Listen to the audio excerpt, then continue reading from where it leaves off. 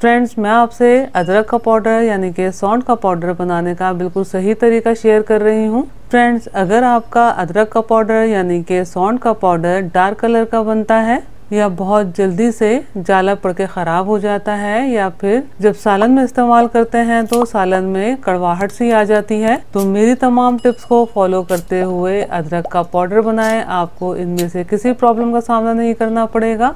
बिस्मिल्लाहिर्रहमानिर्रहीम। अस्सलामुअलैकुम फ्रेंड्स, उम्मीद है आप सब खैरियत से होंगे। फ्रेंड्स, आप सबसे एक रिक्वेस्ट है, वीडियो आखिर तक देखने के बाद अगर आपको मेरा काम थोड़ा भी पसंद आता है तो मेरी वीडियो को लाइक कीजिए, अपने दोस्त अहबाब में शेयर कीजिए और मेरे चैनल को सब्सक्राइब करना और बेल बटन को क्लिक करना बिल्कुल भी मत भूलिएगा।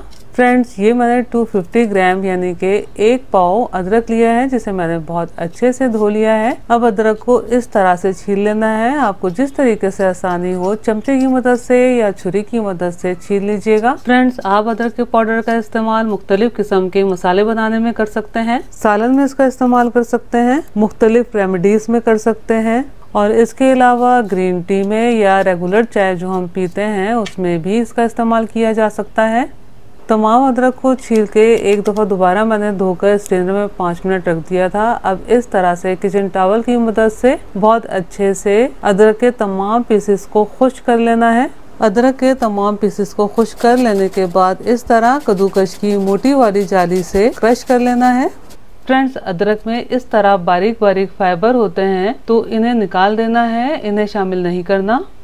अब तमाम अदरक को एक प्लेट में ट्रांसफ़र करके इस तरह से फैला लेना है। फ्रेंड्स, अदरक में वाटर कंटेंट कम होता है तो इसलिए इसे धूप में रखने की जरूरत नहीं है, तो आप इसे बहुत आसानी से पंखे के नीचे रखकर भी ड्राई कर सकते हैं। फ्रेंड्स, एक बात का आपने खास ख्याल रखना है, अगर कोई भी चीज आप ड्राई करना चाहते हैं तो बरसात के मौसम में या सख्त सर्दी के मौसम में ड्राई करने की कोशिश मत कीजिएगा। मिसाल के तौर पर अगर आप अदरक ही बरसात के मौसम में ड्राई करते हैं तो एक तो ये बहुत मुश्किल से ड्राई होगी और दूसरा इसका कलर डार्क हो जाएगा और तीसरा बहुत जल्दी से इसमें जाला पड़ जाएगा और देर से ड्राई होने की वजह से अदरक का टेस्ट भी खराब हो जाएगा।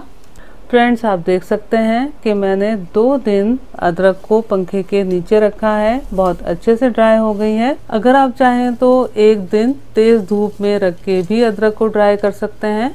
अब ड्राई अदरक को ग्राइंडर जार में ट्रांसफर करके फाइन पाउडर बना लेना है। फ्रेंड्स, ये मैंने मजीद 250 ग्राम अदरक कद्दूकश करके ड्राई कर ली थी। अब इसे भी इसी में डाल के ग्राइंड कर रही हूँ। फ्रेंड्स, ड्राई अदरक को पीस के मैंने इस तरह से फाइन पाउडर बना लिया है। आप देख सकते हैं कितना लाइट कलर का और बिल्कुल परफेक्ट सौंठ का पाउडर बनकर तैयार हुआ है। अब इसे स्ट्रेनर की मदद से बहुत अच्छे से छान लेना है।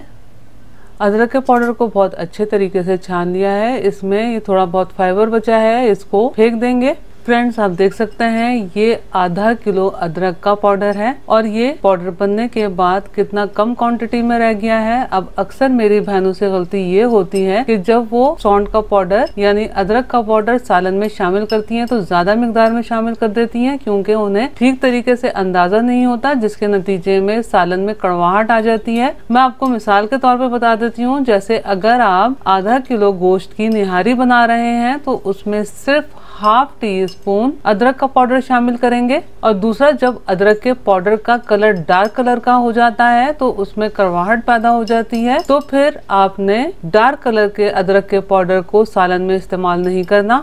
आप चाहें तो रेमेडी के तौर पर तो डार्क कलर के अदरक का पाउडर इस्तेमाल कर सकते हैं।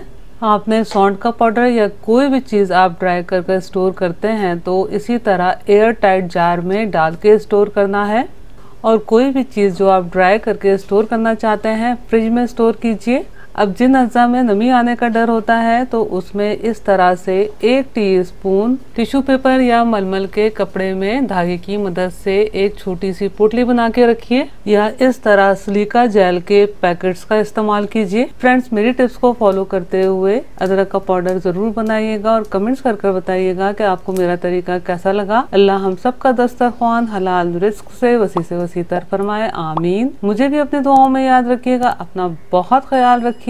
अगली रेसिपी की वीडियो तक के लिए अल्लाह हाफिज।